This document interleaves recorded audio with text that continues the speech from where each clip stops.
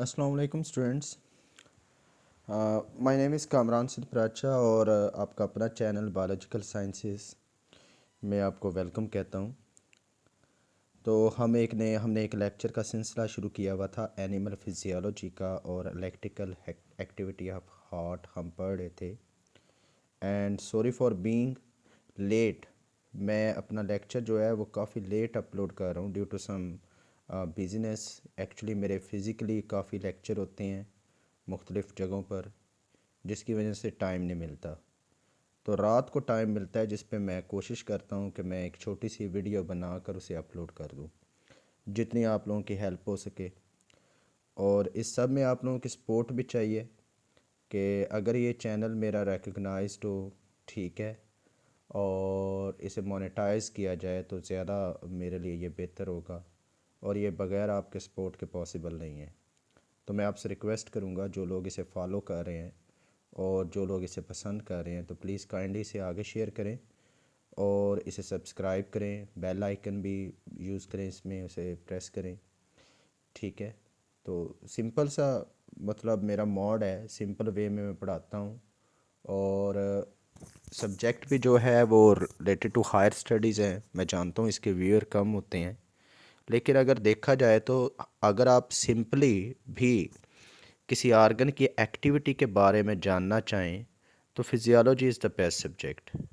और मेरे ख्याल से एक कॉमन पर्सन भी ये जानना चाहेगा कि उसका हार्ट जो है वो किस तरह काम करता है, ठीक है। तो चलते हैं आगे लेक्चर की तरफ। लास्ट हमने जो टॉपिक पढ़ा था that was conduction of electric impulse from sino arterial node to AV node, और एवी नोड से फिर वेंट्रिकल मसल तक था। तो हमने लास्ट टाइम तक ये पढ़ा था कि जो साइनो आर्टेरियल नोड से एवी नोड पे जो कंडक्शन मतलब जो इलेक्ट्रिक इम्पल्स को कंडक्ट करते हैं फाइबर्स, जिन्हें इंटरनोडल फाइबर्स कहते हैं, उनकी कंडक्शन स्लो होती है, जिसकी वजह से आर्टरिया पहले कॉन्ट्रैक्ट कर जाते हैं और वेंट्रिकल की कॉन्ट्रैक्शन आर्टरिया के बाद होती है। तो कॉजेज़ ऑफ स्लो कंडक्शन हम डिस्कस कर चुके थे, गैप जंक्शन के बारे में हम डिस्कस कर चुके थे। लेकिन अब हमने डिस्कस करना है कि जब एक दफ़ा जो इलेक्ट्रिक इम्पल्स होती है, एवी नोड जब एक्साइटेड होता है तो उससे इलेक्ट्रिक इम्पल्स एवी बंडल में, और एवी बंडल से आगे पुरकिंजी फाइबर्स में, और पुरकिंजी फाइबर से आगे मसल्स में, जो वेंट्रिकल के मसल्स हैं उनमें बड़े रैपिडली जाते हैं। यानी कि एवी नोड के एक्साइट होते सारी जो वेंट्रिकल है कुछ ही देर बाद वो कॉन्ट्रैक्ट करना उनके मसल्स शुरू कर देते हैं, and they pump the blood out of the heart. ये ब्लड को हार्ट के बाहर क्या करते हैं, भेज देते हैं। तो यहाँ पर जो हमारा सब टॉपिक है that is rapid transmission of in the ventricular पुरकिंजी system, के वेंट्रिकुलर पुरकिंजी सिस्टम में जो ट्रांसमिशन होती है वो बड़ी रैपिड होती है।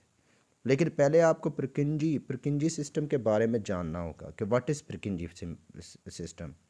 तो यहाँ पर हमारे पास एक डायग्राम है, मैं थोड़ा आगे चलता हूँ ताकि मैं आपको डायग्राम दिखा सकूँ, ठीक है। आप देख सकते हैं मैं इसे तेज़ी से आगे कर रहा हूँ, ये डायग्राम आ गई है। ज़रा मैं आपको याद दिलाता जाऊँ, that was sino arterial node, that was 3 internodal fibres, and ये एवी नोड था। एवी नोड से AV bundle, AV bundle is divided into left and right bundles जो कि इंटरवेंट्रिकुलर सेप्टम में होते हैं। और ये बंडल जो से हैं ये सेप्टम से आ रहे हैं किधर, at the tip of heart, जिसे हार्ट की एपेक्स कहते हैं, और एपेक्स से ये यहाँ पर मसल में जाते हैं और आगे जाके ये छोटे छोटे बंडल्स में डिवाइड हो जाते हैं। You can see here small branches of these bundles. इन जो बंडल हैं इनके छोटे छोटे ये ब्रांचेज हैं। These small branches are called Purkinje fibers. ये प्रिकिंजी फाइबर आप गौर से देख सकते हैं इस डायग्राम को। इस डायग्राम में आपको ये ऊपर एक लेयर नज़र आ रही है, ये एंडोकार्डियम है, और एक ये लेयर है, इसे मायोकार्डियम कहते हैं। अब मायोकार्डियम मसल है, कार्डियक मसल, और एंडोकार्डियम एक एपिथेलियल लेयर है, ठीक है। ये जो फाइबर्स हैं ये उनके बीच में जा रहे हैं, यानी कि बीनीथ द एंडोकार्डियम, एंडोकार्डियम और मायोकार्डियम के दरमियान में है, और वहाँ से फिर ये चले जाएंगे मसल में, और मसल्स को इलेक्ट्रिक इम्पल्स देंगे जिसकी वजह से मसल एक्साइटेड होंगे and after excitation they start contraction, muscle contract करना शुरू कर देंगे। तो मतलब यहाँ से ये साबित होता है कि एवी नोड से जो बंडल निकलते हैं वो डिवाइड होते हैं आगे दो बंडल्स में, और वो बंडल्स एपेक्स में आके मज़ीद डिवाइड होना शुरू करते हैं छोटे छोटे फाइबर्स में, और वो जो छोटे छोटे फाइबर्स हैं उनको प्रकुंजी फाइबर्स कहा जाता है। तो हम बात कर रहे हैं कि यहाँ पर डिलेनेस है, यानी कि साइनो आर्ट्रियल नोड से मैसेज जब एवी नोड में आता है तो इधर टाइम लगता है, लेकिन जब एवी नोड से मैसेज एवी बंडल और लेफ़्ट राइट बंडल में जाता है और उसके बाद वो एपेक्स में पहुंच जाता है, जैसे वो एपेक्स में कंडक्शन पहुंचती है उसकी इलेक्ट्रिक इम्पल्स की, तो साथ ही वो चली जाती है परकंजी फाइबर में। लेकिन हाँ, परकंजी फाइबर में आने के बाद कोई टाइम नहीं लगता, वेरी वेरी रैपिड, बड़ी तेज़ी से परकंजी फाइबर से वो जो इम्पल्स होती है वो किस में चली जाती है, मसल में। ठीक है, मैं ये कहना चाह रहा हूँ पीछे डिले था but here is rapid condition. ठीक है, अब हम ज़रा चलते हैं वापस अपने टॉपिक की तरफ।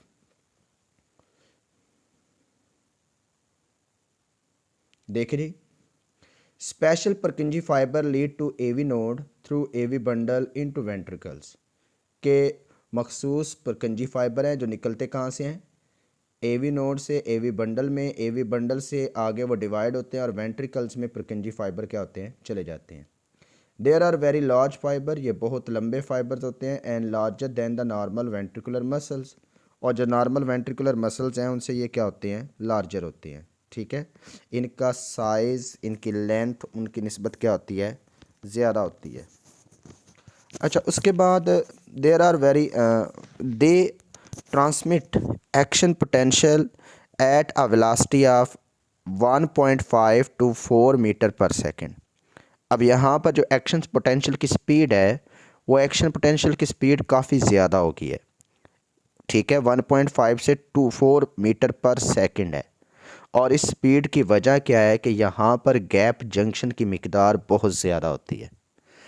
अ velocity about 6 times than usual ventricular muscle, जो आम वेंट्रिकुलर मसल है उसमें इलेक्ट्रिक इम्पल्स की वेलोसिटी से ये 6 गुना ज़्यादा है, और 150 गुना ज़्यादा है किससे, एवी नोडल फाइबर से, यानी कि जो एवी बंडल से नोड से फाइबर निकलते हैं उनसे इसकी स्पीड क्या है, 150 गुना ज़्यादा, और वेंट्रिकल के मसल्स के अंदर कंडक्शन की स्पीड से ये क्या है, 6 गुना ज़्यादा।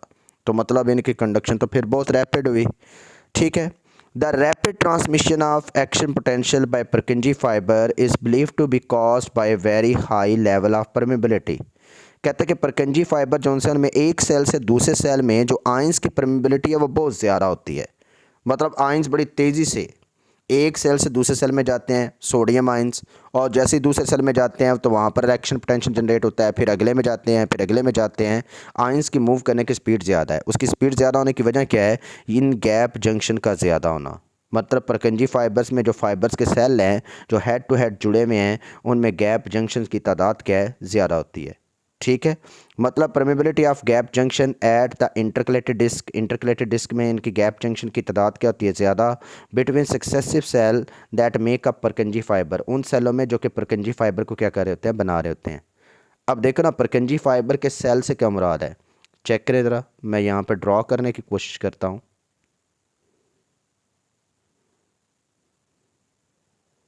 ये देखें, अब परकंजी फाइबर में इस तरह ये सेल है, दूसरा सेल इस तरह है। ठीक है, ये दोनों सेल आपस में गैप जंक्शन से जुड़े हुए होते हैं।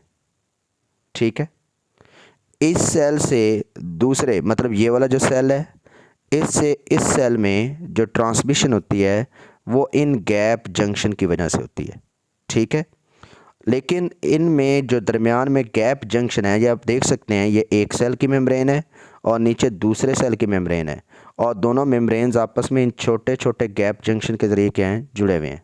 ठीक है, इन गैप जंक्शन की मिकदार ज़्यादा होने की वजह से होता क्या है कि जो सोडियम आयंस हैं, ठीक है, सोडियम आयंस, वो सोडियम आयंस तेज़ी से मूव करके यहाँ नीचे आ जाते हैं, और जब नीचे आते हैं तो नीचे वाले सेल में इनसाइड पॉजिटिव चार्ज बढ़ता जाता है, जिसकी वजह से पोटेंशियल डिफरेंस जो है वो नियर टू थ्रेशोल्ड पहुंचता है और नीचे वाले फाइबर में सोडियम चैनल ओपन हो जाते हैं और इस तरह नीचे वाला फाइबर इनसाइड पॉजिटिव और आउटसाइड क्या हो जाता है नेगेटिव, और इलेक्ट्रिक पोटेंशियल अगले में जाना शुरू कर देता है।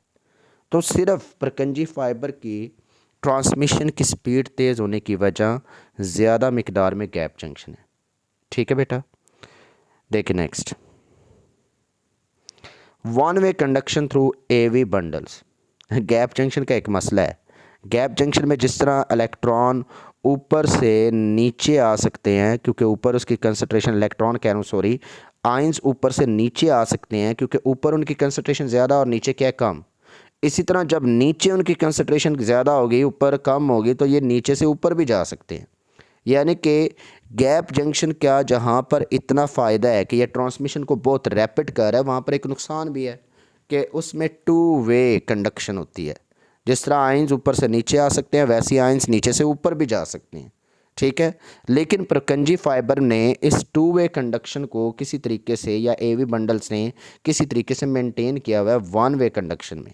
देखिए ज़रा, a special characteristic of AV bundle is inability except abnormal state of the action potential to travel backward from the ventricle to arteria। कहता है कि एवी बंडल की ख़ास बात यह है कि गैप जंक्शन के होने के बावजूद ये एक्शन पोटेंशियल को या बैक फ्लो नहीं होने देता, यानी कि ये आयंस को अब आगे आगे ही मूव करवाता है, पीछे मूव करने नहीं देता। तो इस तरह कभी नहीं होता कि जो एवी बंडल्स हैं वो क्या करें, एक्शन पोटेंशियल को ट्रांसमिट करें आर्ट्रियम में। वो आर्ट्रियम में ट्रांसमिट नहीं करते बल्कि वो किस में ट्रांसमिट करते हैं, वेंट्रिकल में। हाँ, अगर बाज़ औक़ात ऐसा होता है कि कोई एबनॉर्मेलिटी होती है, उसमें एवी बंडल जो है वो सेल्फ एक्साइट होना शुरू हो जाता है और उस सूरत में एवी बंडल बजाते ख़ुद एक पेस मेकर यानी कि साइनो आर्टेरियल की रिस्पॉन्सिबिलिटी संभाल लेता है। तो इलेक्ट्रिक इम्पल्स वेंट्रिकल को भी खुद देता है और आर्टरियम को भी खुद देता है। और इस सूरत में बाज़ का तो ये होता है कि एक पेस मेकर शिफ्ट हो जाता है और हार्ट बीट चलती रहती है, थोड़ा सा प्रॉब्लम होता है। लेकिन बाज़ का तो ऐसा होता है कि कार्डियक अरिथमिया कॉज होता है, हार्ट बीट इरेगुलर हो जाती है और ये कार्डियक अरेस्ट को भी क्या करता है, लीड करता है। This prevent reentry of cardiac impulse by this route from ventricle to arteria. कहता है कि ये जो वन वे कंडक्शन है ये वेंट्रिकल से आर्टरियम में इम्पल्स की री एंट्री को क्या करता है, रोकता है। ठीक है, सो अलाउइंग ओनली फॉरवर्ड कंडक्शन, और नतीजे में सिर्फ फॉरवर्ड कंडक्शन जाने देता है फ्रॉम आर्टरिया टू वेंट्रिकल। सिर्फ आर्टरिया से वेंट्रिकल तक कंडक्शन होगी, वेंट्रिकल से आर्टरियम में बैक कंडक्शन नहीं होगी।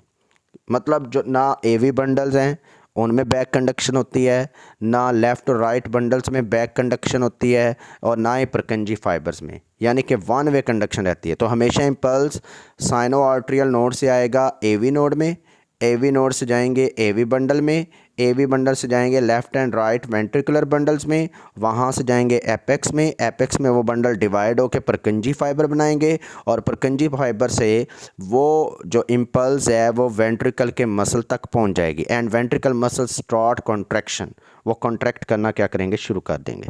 ठीक है जी। Distribution of Purkinje fibre in the ventricle muscle left and right bundle branches. कि कहता है कि जो वेंट्रिकल्स हैं उनमें प्रकंजी फाइबर्स की डिस्ट्रीब्यूशन कैसे होती है और लेफ़्ट और राइट बंडल किस तरह ब्रांच होके प्रकंजी फाइबर बनाते हैं और किस तरह वो लेफ़्ट और राइट वेंट्रिकल में प्रकंजी फाइबर क्या करते हैं, फैल जाते हैं। After penetrating fibre the tissue arteria and ventricular muscle, the distal portion of AV bundle passes downward ventricular septum and 5 to 15 millimeter toward the apex। तो कहता है कि पेनिट्रेट करने के बाद ये जो फाइबर्स होते हैं टिश्यू के बीच में, आर्ट्रियम और वेंट्रिकुलर मसल्स के बीच में, ये डिस्टल पोर्शन तक जाते हैं एवी बंडल्स की, और फिर उसके बाद वो नीचे की तरफ चले जाते हैं वेंट्रिकल के सेप्टम में और 5 से 15 मिलीमीटर नीचे जाते हैं और मज़ीद हार्ट के एपेक्स में। मतलब फ़ाइबर जब आर्ट्रिया में जाएंगे, आर्ट्रिया से निकल के किस में जाएंगे, वेंट्रिकल के मसल में, और वेंट्रिकल के मसल में एवी नोड के पास, और एवी बंडल से कहाँ पे जाएंगे, डाउनवर्ड वेंट्रिकल सेप्टम में, और वेंट्रिकल सेप्टम से किधर जाएंगे, एपेक्स में, और एपेक्स के बाद आगे डिवाइड होना शुरू हो जाएंगे। Then bundle divide into left and right branch, bundles branch या लेफ़्ट और राइट ब्रांच में डिवाइड होंगे, lie beneath the endocardium, जी एंडोकार्डियम के नीचे होंगे, and to respective side of ventricular septum, और वेंट्रिकुलर सेप्टम के दो साइड पे, लेफ्ट और राइट साइड पे, मतलब लेफ्ट वाला बंडल लेफ्ट साइड पे, राइट वाला बंडल राइट साइड पे एंडोकार्डियम के नीचे होगा। ज़रा डायग्राम देखें बेटा, डायग्राम देखेंगे तब क्लियर होगा। ये देखें ज़रा, अब हो क्या रहा है, ये फाइबर्स हैं जो कि आर्ट्रिया में भी जा रहे हैं और वेंट्रिकल में भी जा रहे हैं, लेकिन ये फाइबर जहाँ से एवी नोड में गए, एवी नोड से फाइबर कहाँ पे गया, एवी बंडल में, एवी बंडल से आ गया वेंट्रिकुलर सेप्टम में। बेटा ventricle septum is the wall between two ventricles, दो वेंट्रिकल को सेपरेट करने के लिए जो दीवार होती है उसे सेप्टम कहा जाता है। सेप्टम में आने के बाद ये बंडल डिवाइड हो गया दो में, आप चेक कर सकते हैं, एक आपके पास लेफ़्ट है और एक आपके पास क्या है, राइट। अब लेफ़्ट और राइट बंडल 5 to 15 मिलीमीटर नीचे की तरफ आएंगे, कहाँ पर, एपेक्स में। तो बेटा ये जहाँ पे मेरा रेड डॉट नज़र आ रहा है दैट इज़ एपेक्स। एपिक्स में आने के बाद जो लेफ़्ट वाला बंडल है वो लेफ़्ट साइड पर जाके ब्रांच होने लग पड़ेगा, और जो राइट वाला बंडल है वो राइट साइड पे जाके ब्रांच होने लग पड़ेगा। अब आपको यहाँ पर ये एक लेयर सी नज़र आ रही है, ये मेरा रेड डॉट उस लेयर के ऊपर ऊपर चल रहा है, रेड रेड लेयर, वो लेयर बेटा एंडोमेट्रियम है, एंडोकार्डियम है। और ये जो आपको पीला पीला नज़र आ रहा है जिसमें मेरे रेड डॉट चल रहा है, ये मायोकार्डियम है, यानी कि हार्ट के मसल और हार्ट की inner lining.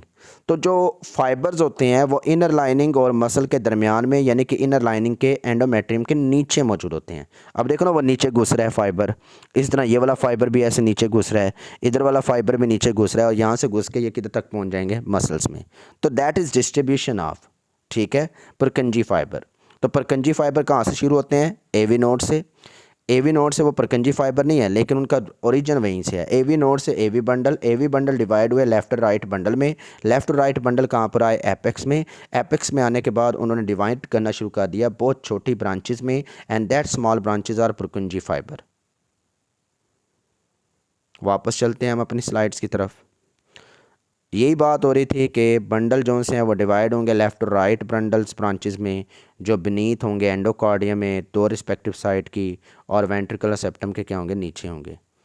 Each bundle separate downward, spread downward toward the apex of the ventricle. ये भी डायग्राम मैंने दिखाई है कि हर बंडल हार्ट की एपेक्स तक नीचे आएगा, ठीक है, और progressively divided into small branches, और नीचे आके वो मज़ीद छोटी ब्रांचेस में क्या होगा, डिवाइड होगा। These branches in turn course side wise around the ventricle chamber. कहता है ये जो ब्रांचेज हैं ये अंदर की तरफ से जो कह लें कि वेंट्रिकल चैम्बर की दीवारें उनके साथ क्या होंगे, बिखर जाएंगे। यानी कि जैसे आप एक कमरे में बैठे हों और एक दरख्त की जड़ें आपके कमरे की दीवारों की चारों दीवारों के साथ साथ उगना शुरू कर दें, और आपको लगे कि आप जड़ों के दरमियान में बैठे हैं। इसी तरह ये हार्ट की जड़ें हैं, रूट्स हैं बंडल्स की, ये हार्ट की जो दीवारें हैं उनके अंदर एंडोमेट्रियम के अंदर, एंडोमेट्रियम कह रहा हूँ बार बार, एंडोकार्डियम के अंदर जानब पूरे वो जो अंदर से वो क्या कहते हैं एक चैम्बर है उसकी साइडों पे ये क्या करेंगे, फैल जाएंगे, ठीक है, और हार्ट की बेस तक ये जाएंगे। दैन उसके बाद at the end of Purkinje fibre penetrate about 1/3 way into the muscle. कहता है कि आखिर में क्या होगा कि जब परकंजी फाइबर जैसी एंडोमेट्रियम के नीचे चला जाएगा तो वो थोड़ा सा मसल के बीच में चला जाएगा, मायोकार्डियम के बीच में धंस जाएगा, और कितना धंसेगा, तकरीबन 1/3, थोड़ा सा। और इसके नतीजे में क्या होगा, finally become continuous with cardiac muscle, और फिर वो कार्डियक मसल के साथ क्या होगा, जुड़ जाएगा। मतलब फिर से याद दिला दूं, AV node, AV bundle divide हो गया दो लेफ्ट और राइट बंडल में, नीचे आए एपेक्स में, एपेक्स में आने के बाद डिवाइड हो गए किस में, परकंजी फाइबर में, परकंजी फाइबर किस में चले गए, एंडोमेट्रियम के नीचे और मसल के ऊपर, यानी कि एंडोमेट्रियम कह रहा हूँ, एंडोकार्डियम और मसल मायोकार्डियम के दरमियान आ जाएंगे। फिर ये परकंजी फाइबर की ये ब्रांचेज हैं, ये धंस जाएंगे किसमें, मसल में, और मसल के साथ कॉन्टीन्यूस हो जाएंगे और अपनी इम्पल्स मसल्स को दे देंगी, और जिसके नतीजे में ये वेंट्रिकल के जो मसल हैं दे स्टार्ट कॉन्ट्रैक्शन, ये कॉन्ट्रैक्ट होना शुरू कर देंगे। आगे ये transmission of cardiac impulse in ventricular muscle, जो कार्डियक इम्पल्स है वो किस तरह वेंट्रिकुलर मसल में, ठीक है, उनकी ट्रांसमिशन होती है कार्डियक इम्पल्स की। तो डेफिनेटली अभी तो बताया मैंने कि cardiac impulse sino arterial node से इंटरनोडल फाइबर के थ्रू आती है एवी नोड में। एवी नोड फिर खुद एक्साइट होता है, उसकी वजह से वो नई इम्पल्स पैदा करता है और डाल देता है एवी बंडल में, ठीक है, जैसे ये डायग्राम में नज़र आ रहा है, साइनो आर्टरियल नोड से किधर आ गया, इंटरनोडल फाइबर में। इंटरनोडल फाइबर ने आके एक्टिवेट कर दिया किसको, एवी नोड को। एवी नोड एक्साइटेड हुआ, अब उसने खुद इम्पल्स पैदा किया, वो कहाँ पर गई, एवी बंडल में। एवी बंडल से किधर चली गई, लेफ्ट और राइट बंडल में। लेफ्ट और राइट बंडल से वो कहाँ तक आई, एपेक्स में। एपेक्स में आने के बाद ये बंडल डिवाइड हो गया परकंजी फाइबर में, तो इम्पल्स परकंजी फाइबर में आ गई, और परकंजी फाइबर से किसको मिल गई, मसल को, और मसल ने क्या शुरू कर दी, कॉन्ट्रैक्शन। क्लियर है। once the Purkinje fiber reach the end of once the impulse reach the end of Purkinje fiber, कहता है कि एक दफ़ा इम्पल्स Purkinje फाइबर के एंड तक पहुंच जाए, it transmit through ventricular muscle, फिर वो वेंट्रिकल मसल को दे दी जाएगी, by the muscles fibre them self, और वो मसल फाइबर्स की मदद से आगे दूसरे मसल तक भी चली जाएगी। यानी कि ऐसा नहीं है कि हार्ट के वेंट्रिकल के एक एक मसल तक जो इम्पल्स हैं वो फाइबर खुद लेके जाएं, नहीं, ऐसा नहीं है। वो सिर्फ एक मसल को देंगे, बाकी सारे मसल उस मसल्स की वजह से वो, क्योंकि वो इंटरकनेक्ट है इंटरकलेटेड डिस्क की मदद से, वो उस मसल से बाकी सारे मसल भी क्या हो जाएंगे, एक्साइटेड। ठीक है। उसके बाद क्या होगा, जो वेलोसिटी होगी ट्रांसमिशन की is now only 0.3 to 0.5 metre per second, 1/6 in the Purkinje fibre. कहता है कि अब ट्रांसमिशन स्लो हो गया, क्योंकि अब तो Purkinje फाइबर तो नहीं रहा, अब तो वेंट्रिकल के मसल हैं, और इनकी स्पीड क्या है, 0.3 मीटर पर सेकंड से 0.5 मीटर पर सेकंड, और ये तकरीबन 6 गुना स्लो स्पीड है as compare to Purkinje fibre. ठीक है। नेक्स्ट देखें, the cardiac muscle wrap around the heart. जो कार्डिक मसल होते हैं वो हार्ट के गिर्द ऐसे लिपटे हुए हैं, and a double spiral with fibrous septa between the spiralling layer. कहता है कि वो एक डबल स्पायरल में होंगे, मतलब कार्डिक मसल की एक लेयर होगी और एक लेयर के ऊपर लेयर होगी, और उनकी जो अरेंजमेंट है वो स्पायरल अरेंजमेंट में होंगे, वन अपोजिट टू अदर। तो उसमें फाइब्रस सेप्टा भी होगा दोनों लेयर्स के दरमियान, और therefore cardiac impulse does not necessarily travel directly downward toward the surface of heart। कहता है तो ये ज़रूरी नहीं है, चूँकि इतनी लेयर हैं तो ये ज़रूरी नहीं है कि जो इम्पल्स हैं वो, ठीक है, डाउनवर्ड दूसरी लेयर जो हार्ट की है उस तक पहुँचें। ठीक है। उसके बाद क्या होता है कि but instead angulate toward the surface along the direction of spiral. कहता है इसके बजाय वो क्या करते हैं, एंगुलेट करते हैं टूवर्ड द सरफेस, सरफेस की तरफ एक एंगल बनाकर आते हैं, और डायरेक्शन ऑफ स्पायरल, और स्पायरल के मुताबिक चलते चले जाते हैं। यानी कि हार्ट के मसल अगर फ़र्ज़ करें एक कह लें कि स्पायरल फॉर्म में, स्पायरल फॉर्म से मुराद वो क्या कह रहे हैं, डायगोनली अरेंज हैं। ठीक है। आप अपने दोनों हाथों को ऐसे सीधा करें ना खोल के, और फिर उसे थोड़ा सा एक दूसरे के साथ रोटेट करें, तो उसे स्पायरल फॉर्म कहेंगे। तो मसल जो उनसे हैं वो थोड़े इस तरह से हैं जैसे कोई पेज के अंदर वो जो चूड़ी सी चढ़ी होती है ना स्पायरल, उस तरह अरेंज होंगे हार्ट पे। तो उनके अंदर जो इम्पल्स पैदा होगी वो भी उसी तरह ऐसे हार्ट में स्पायरल फॉर्म में क्या करेगी, ट्रैवल करेगी। ठीक है जी। Because this transmission of endocardial surface to epithelial surface of the ventricle require as much as another 0.3 second. कहता है आप देखें ना, इम्पल्स की ट्रांसमिशन कहाँ से शुरू हुई थी, देखें ज़रा, ये हार्ट को देखें। इम्पल्स की ट्रांसमिशन स्टार्ट हुई थी एंडोकार्डियल लेयर से, यानी कि Purkinje फाइबर यहाँ पर है, उधर से शिफ्ट होगी किस में, मसल में, और मसल से बाहर में फिर किस में चली जाएगी, एपिकार्डियल लेयर में। बेटा हार्ट की 3 लेयर होती हैं, एक बाहर वाली लेयर होती है जिसे एपिकार्डियल कहते हैं, एक अंदर वाली लेयर होती है जिसे एंडोकार्डियम कहते हैं, और एक दरमियान वाली मसल की लेयर होती है जिसे मायोकार्डियम कहते हैं। तो मैं कहना चाह रहा हूँ जो इलेक्ट्रिक इम्पल्स है वो पहले किस में थी, Purkinje फाइबर में, जो कि किस में थे, एंडोकार्डियम में। एंडोकार्डियम से वो किसको मिली, मसल को, मसल के मिलने के बाद वो किसको मिल जाएगी, एपिकार्डियम को। अब देखो ना, ये छोटा सा इस रास्ता है, इस छोटे से रास्ते को क्रॉस क्रॉस करते करते 0.3 सेकंड हो जाएंगे। कितने हो जाएंगे, 0.3 सेकंड।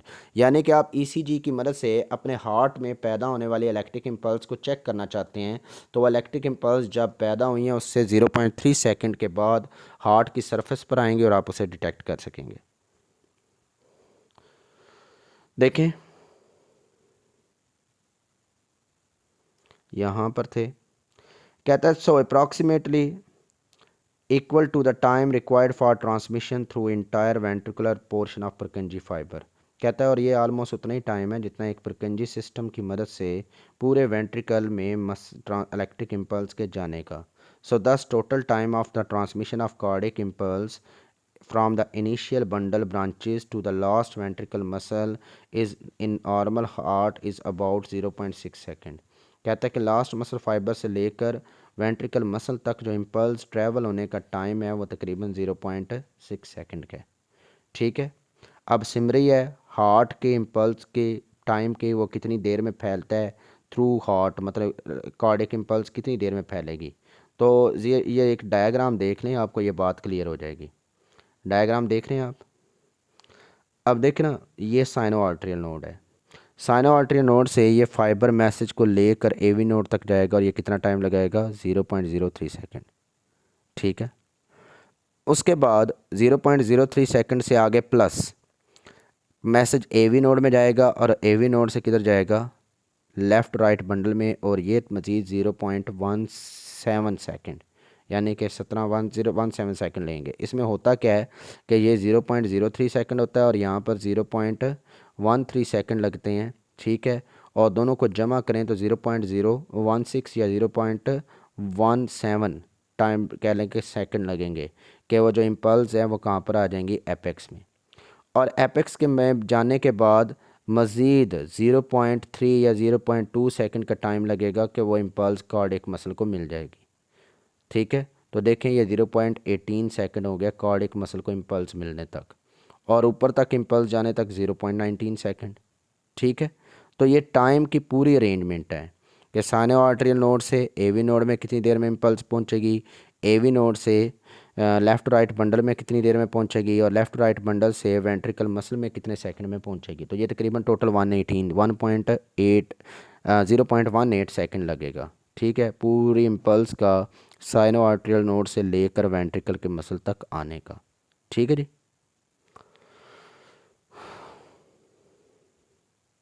समरी देखें, फिगर शो कर रही है ट्रांसमिशन ऑफ कार्डियक इम्पल्स की through heart. Number of figure represent the interval of time in fraction of second that lapse between the origin of cardiac impulse in the sinus node and it appearance at respective point of the heart. कहता है कि ये जो figure है ये show कर रही है कि कार्डियक जो साइनो आर्टरियल नोड हैं वहाँ से कार्डियक इम्पल्स पैदा होने के बाद हार्ट के मुख्तलिफ पार्ट में कितने सेकंड में पहुँचेगी। ठीक है, तो वो पॉइंट बनाए हैं डॉट से। और note that impulse spread at moderate velocity, ये मॉडरेट वेलोसिटी में क्या करते हैं स्प्रेड होते हैं, but in delayed more than 0.1 second the AV nodal region अपोर before in the ventricular AV bundles. ठीक है, कहता है कि ये इम्पल्स जो से स्प्रेड हो जाएगी और इसमें 0.1 सेकेंड लगेगा और उसके बाद वो एवी नोडल रीजन तक क्या होंगे पहुंच जाएंगे। ठीक है, तो आप ये डायग्राम देखें, साइनो आर्टरी नोड से इम्पल्स पैदा होने के बाद 0.13 सेकंड में कहाँ पर पहुंची है एवी नोड में, और एवी नोड से लेफ़्ट राइट बंडल में 0.17 सेकंड में पहुंची है, और लेफ़्ट राइट बंडल से का वो वेंट्रिकल मसल तक ये जो इम्पल्स है वो 0.18 सेकंड में, और फिर ऊपर टॉप तक ये 0.19 सेकंड में पहुंची है। तो आपको ये पॉइंट मुख्तलिफ नज़र आ रहे हैं, ये वो पॉइंट हैं, और इनके ऊपर ये जो लिखा हुआ है ना 0.4 या 0.7, ये टाइम शो कर रहा है कि साइनो आर्टरियल नोड से इम्पल्स जनरेट करने के बाद यहाँ पर कितनी देर में पहुँचेगी। तो ये समरी है टाइम की। ठीक है, जो कि रिक्वायर्ड होती है। तो बेटा आगे नेक्स्ट हम control of excitation of heart पढ़ेंगे, तो ये टॉपिक अपना देखें। अगर इसमें कोई प्रॉब्लम होती है तो आप कमेंट में डिस्कस कर सकते हैं। ठीक है, या मुझे मेल वगैरह कर सकते हैं। ठीक है, और इंशाल्लाह मैं कोशिश करूँगा कि जो जो लोग स्लाइड डिमांड करते हैं मैं उनके साथ स्लाइड शेयर करूँ, बट टाइम नहीं होता। ठीक है, तो मैं आपको कॉन्टैक्ट नंबर भी जल्द शो कर दूँगा फिर इसके ऊपर यूट्यूब पे, तो आप यहाँ से मुझे कांटेक्ट कर सकेंगे। ठीक है जी, अल्लाह हाफिज़, अपना ख्याल रखिएगा और अपनी दुआओं में याद रखिएगा। खुदा हाफिज़।